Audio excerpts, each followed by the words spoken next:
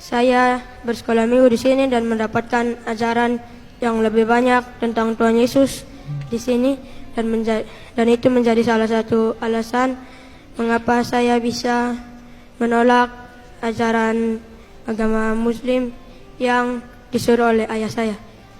Itu saja kesaksian saya. Dr. Richard udah dapat hidayah. Mudah-mudahan setelah ini Mikana. Amin. Iya iyalah bang. Setipis itu iman Anda bang. Hah? Sampai warung dihancurin ya. Orang lagi ngopi, ngopinya dibuang, gelasnya dipecahin. Yang punya warung diomelin, bilangnya ini lagi bulan puasa bang. Salam semuanya, selamat datang kembali bersama saya di channel Lihat Official. Kita kembali mereaction video TikTok. Video kali ini lumayan random, jadi pastikan tonton sampai selesai. Dan nanti berikan komentar Anda setelah Anda pastikan bahwa nonton video ini sampai selesai. Karena biasanya orang yang tidak nonton sampai selesai akhirnya dia komen tapi nggak benar. Kemudian silakan juga untuk menjaga kesantunan di kolom komentar. Jangan sembarang komen dengan head komen, tapi silakan berkomunikasi dengan baik di kolom komentar. Oleh sebab itu langsung aja kita ke videonya. Saksikan sampai selesai.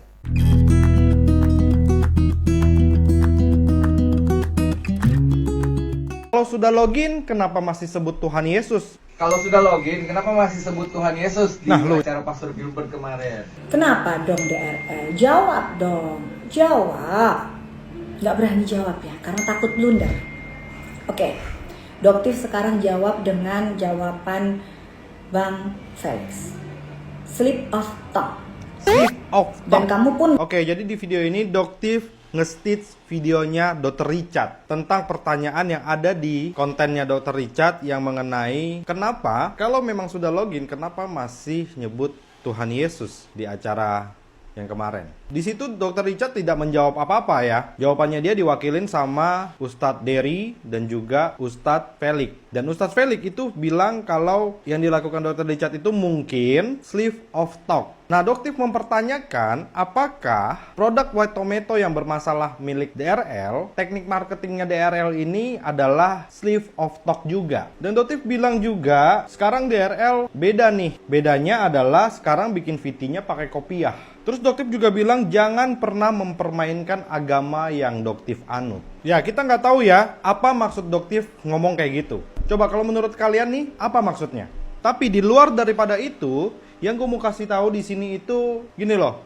Jangan campurkan urusan keyakinan sama masalah yang sedang terjadi. Nggak usah dibawa-bawa ke sana gitu loh. Ya mau DRL ataupun Doktif gitu ya. Karena menurut gue kalau misalnya masih dibawa-bawa hal kayak gitu, itu kelihatan banget pengen menjatuhkannya. Jadi mulailah untuk memisahkan masalah kalian dan juga persoalan keyakinan. Mau itu DRL ataupun Doktif. Untuk pendukung kubu sana kubu sini juga, jangan mau kebawa juga sama omongannya. Oke, kalau menurut kalian nih, apa sih maksudnya Doktif ngomong kayak gini? Coba kalian tulis di komen ya. Jangan lupa follow ya. Ya, untuk menanggapi hal ini sebenarnya saya nggak perlu tanggapi ya, tapi apa ya, setuju dengan Mas ini, jangan dicampur aduk lah.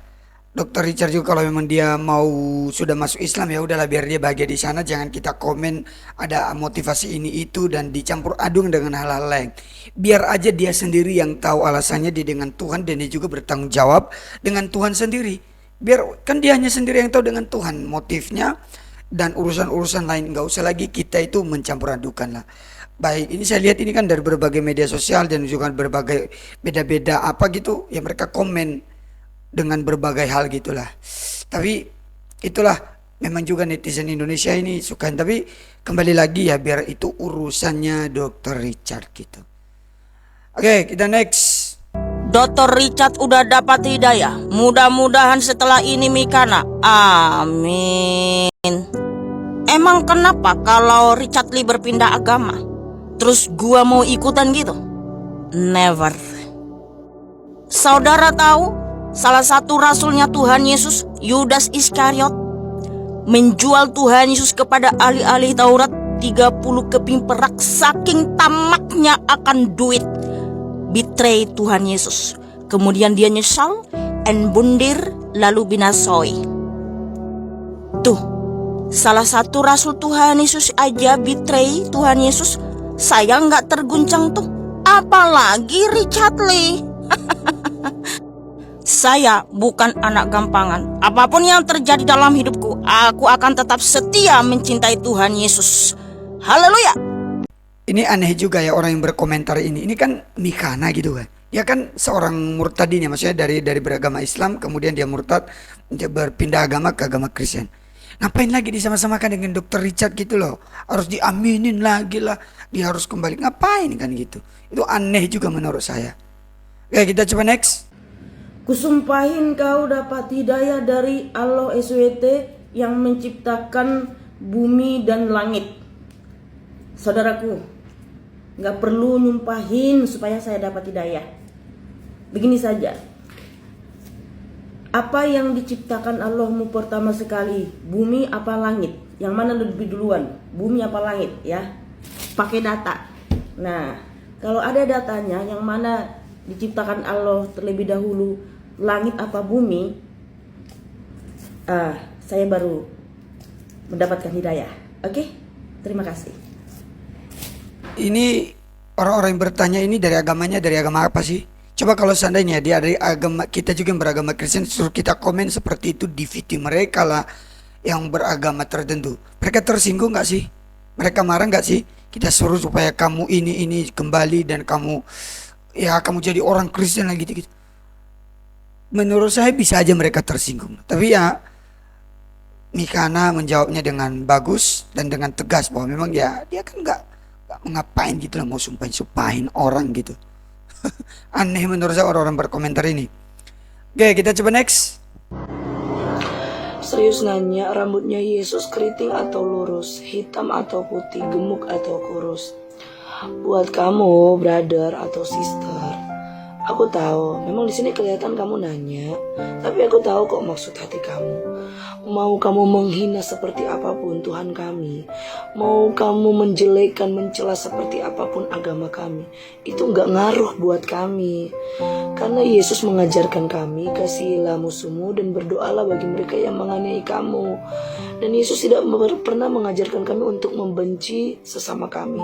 Malahan dia mengajarkan kami, kasihilah Tuhan Allahmu dan kasihilah sesamamu manusia. Jadi nggak ngaruh buat iman kami. Mau seburuk dan sehancur apapun hinaan kamu, celaan kamu bagi agama kami dan Tuhan kami tetap percaya kepada Yesus dan mencintai Yesus. Dan aku berdoa buat kamu pasti berjumpa pribadi dengan Ya, sekali lagi ya, ini orang-orang dari agama tertentu ini yang suka menanyakan seperti ini. Coba kalau kita juga mengajukan pertanyaan kepada mereka, jujur aja mereka sudah laporkan ini penghinaan, ini penistaan. Tapi coba ini kan mereka berkomentar seolah-olah nggak berasa berdosa gitu loh.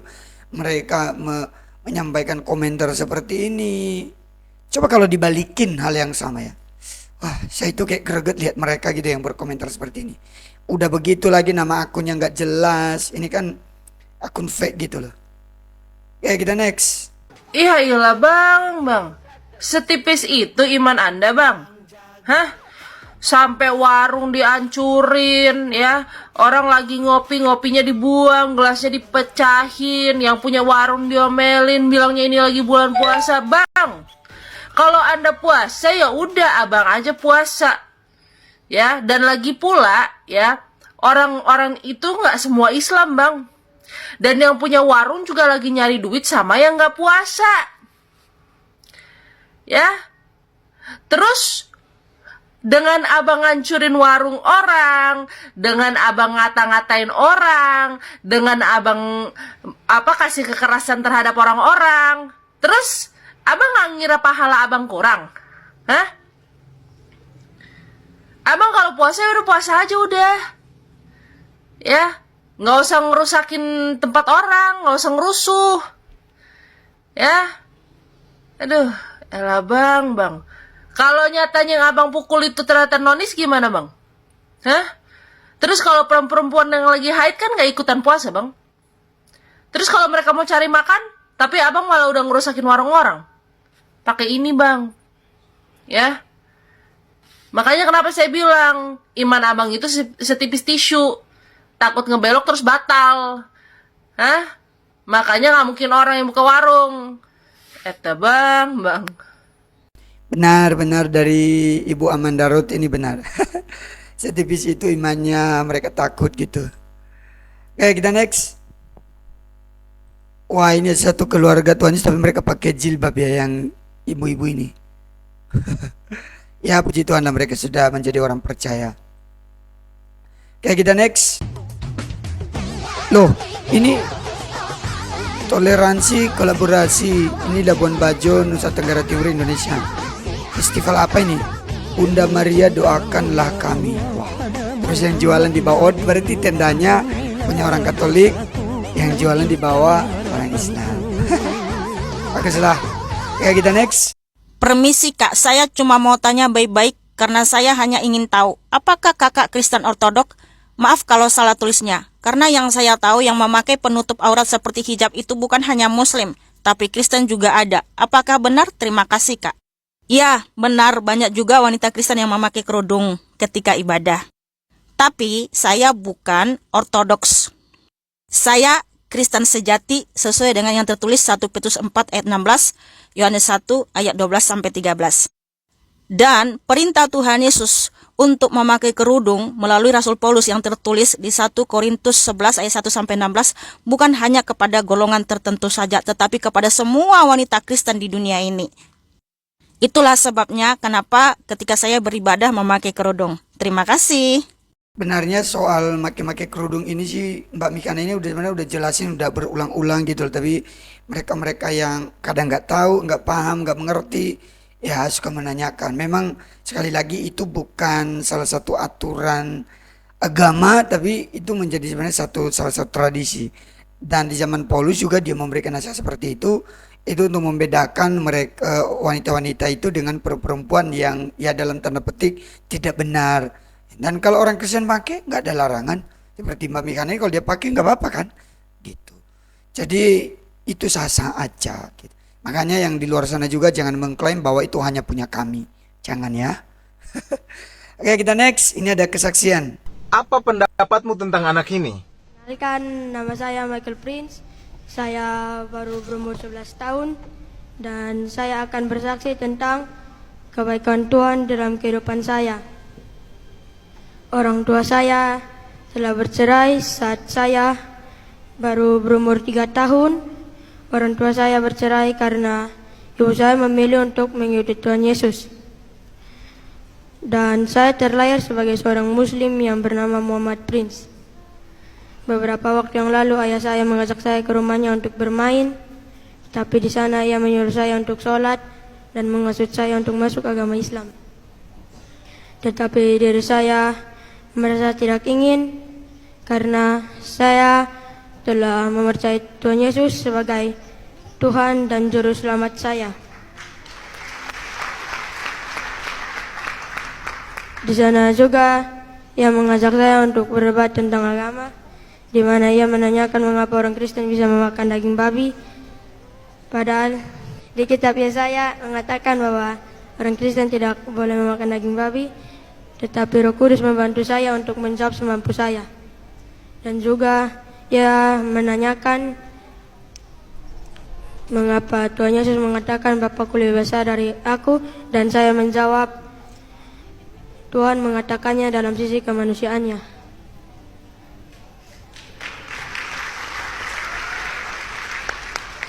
Saya dan ibu saya cuma tinggal berdua dan Tuhan selalu memberkati saya dan ibu saya dalam kesusahan, kesedihan maupun kesenangan kami, dan juga Tuhan Yesus selalu menjaga kami dimanapun kami berada. Di saat orang tua saya bercerai,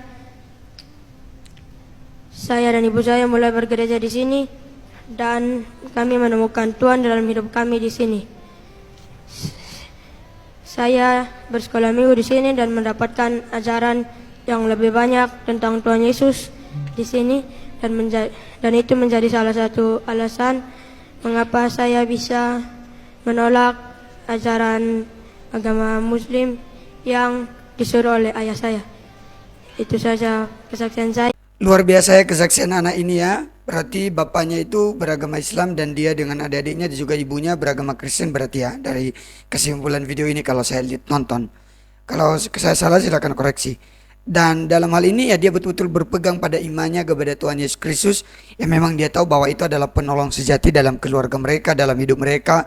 Dan dia alami secara pribadi. Anak ini loh, dia menyampaikan kesaksian itu dengan luar biasa bagi saya.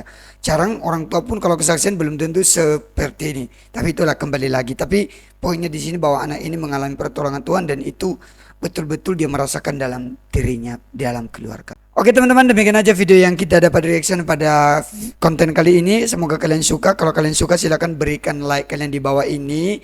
Berikan dulu jempol kalian. Kalau kalian suka juga tentang video-video saya, silahkan subscribe channel ini. Nyalakan lonceng supaya kalian tidak ketinggalan info terbaru atau video terbaru dari channel ini.